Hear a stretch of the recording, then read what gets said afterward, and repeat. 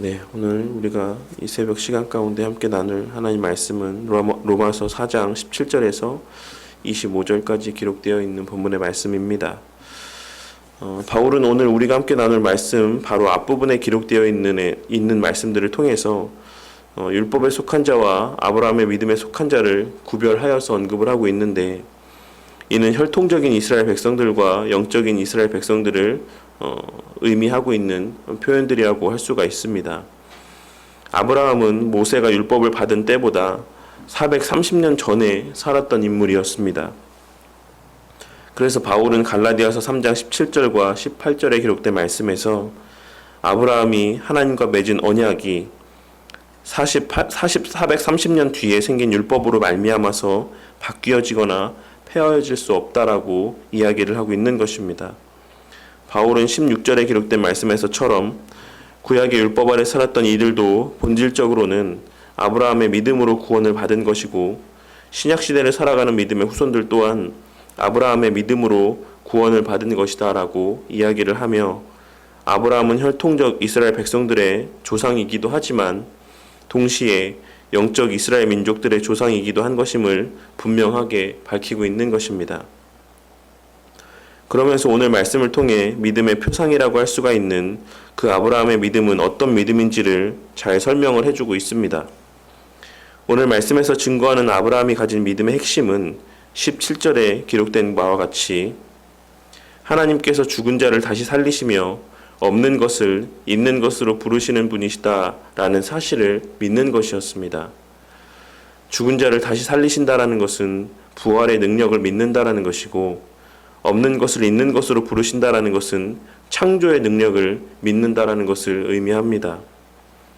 이후에 이어지는 말씀은 아브라함의 그와 같은 다시 살리심과 창조의 능력을 믿었던 아브라함이 나타내 보인 신앙의 행위들에 대한 기록입니다.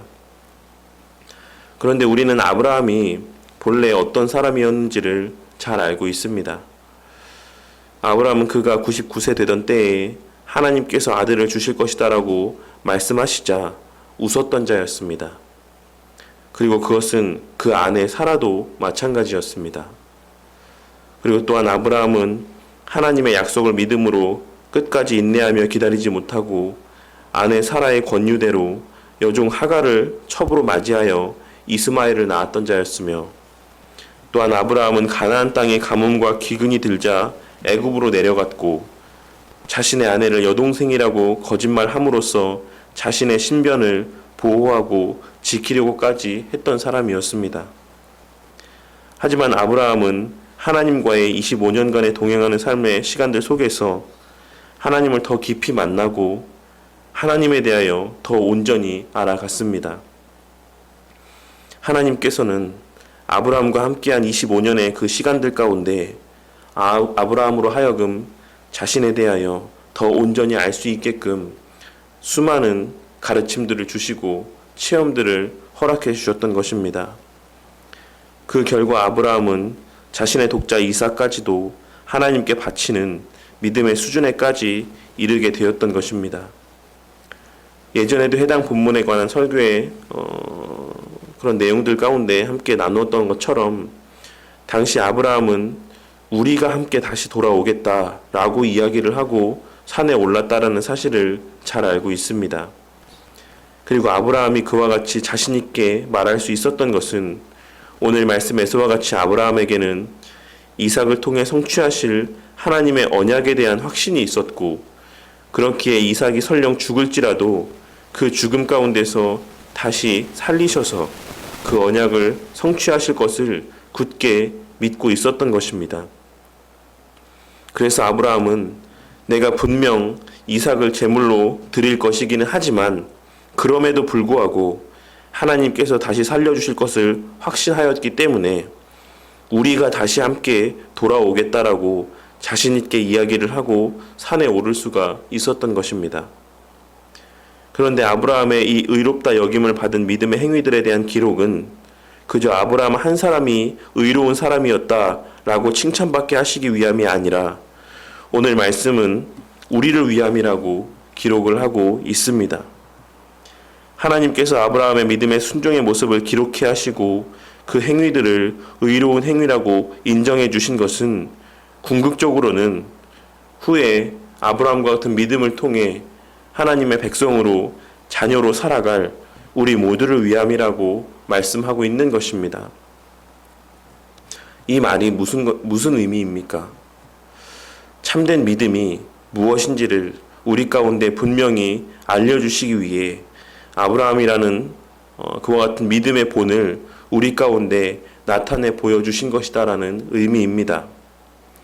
오늘 말씀에서 아브라함의 믿음에 속한 자라는 표현은 아브라함을 믿는 자라는 의미가 아닌 아브라함이 소유했던 그 믿음을 소유한 자라는 의미입니다. 그리고 그 믿음은 앞서 말씀드렸던 것처럼 다시 살리심과 창조의 능력에 대한 믿음입니다. 그러니 참된 믿음이라는 것은 바로 아브라함을 비롯한 구약의 백성들이 희미하게 보고 믿었던 그 다시 살리심, 즉 예수님을 우리의 죄를 감당케 하시기 위해 죽이시고 다시 살리실 것에 대한 믿음인 것이고, 그에 속한 우리들 또한도 죽음에서 다시 살아날 것임을 믿는 믿음인 것입니다. 우리가 잘 아는 바와 같이 예수님의 우리 죄를 대신하여 죽으신 그 십자가 대속의 죽음과 부활이 사실인 것을 믿게 되는 것, 그리고 그로 말미암아 우리 또한 영적으로 다시 살아났고 우리의 육신 또한도 육적인 죽음 이후에 다시 부활할 것임을 믿는 것이 바로 참된 믿음인 것이며 아브라함의 믿음에 속한 자의 삶의 모습인 것입니다. 오늘 하루가 우리에게 그 믿음이 풍성하게 체험되어지는 복된 한 날이 되기를 바랍니다. 믿음은 하나님께서 나의 이 땅에서의 삶을 형통하게 해주실 것에 대한 것이 아니고 오늘 한 날, 오늘 하루 동안 좋은 일, 형통하고 행복한 일들만 가득하게 해주실 것에 대한 것도 아닙니다. 믿음이라는 것은 우리가 다시 살아남으로 하나님과 교제를 나눌 수가 있는 자, 선지자들과 같이 하나님의 뜻을 분별하여 깨닫게 되므로 왕과 같이 그 뜻대로 세상 만물을 돌보고 다스리고 선용함으로 제사장들과 같이 하나님의 구원하실 자들을 하나님께로 인도하고 연결하여 주는 역할들을 감당할 수 있는 자들이 되었음을 믿는 것입니다. 다시 말해 믿음의 조상인 아브라함과 같이 우리 또한 하나님께서 우리를 통해 구원해 나가실 하나님의 백성들에게 있어 믿음의 조상이 되게 하실 것임을 믿음으로 그 어떤 상황 속에서도 낙심하지 않고 그 약속을 성취하실 것을 바라며 소망과 확신 가운데 살아가는 것이 참된 믿음인 것입니다. 우리가 늘 함께 나누었던 바와 같이 지금의 돌아가는 상황들을 바라보며 지금의 내게 주어진 형편들을 바라보며 상황을 판단하고 하나님에 대한 마음을 갖는 것이 아니라 아직 내 눈에는 보여지지 아니하고 그 모든 형편들이 내 생각과 같지 않을지라도 내가 하나님께 구원받은 자임이 확실하고 하나님께서 나를 통해 구원의 역사를 이루어 가실 것을 확신함으로 말미암아 환난 중에도 어려움 중에도 흔들리지 아니하고 굳건한 믿음 가운데 나아갈 수 있는 것이 바로 참된 믿음인 것입니다. 오늘 하루도 우리 각자의 지금의 삶의 모습이 어떠하든지 부족하고 연약했던 아브라함을 믿음의 조상으로 성장시키셨던 그 하나님께서 부족하고 연약한 우리 또한 아브라함과 같이 믿음의 조상으로 세워 가실 것을 기대하며 아브라함과 같이 바랄 수 없는 중에도 바라고 믿게 되는 세상이 이해할 수 없고 감당할 수 없는 그리스도의 장성한 분량에까지 그 신앙이 성장해 가고 그와 같은 믿음 가운데 나를 통해 구원하시기로 작정하신 이들에게 복음을 전하는 축복의 통로가 되어 수많은 이들의 믿음의 조상으로 쓰임받게 되는 복을 누리시는 우리 바른교회 성도님들이 되시기를 바라겠습니다.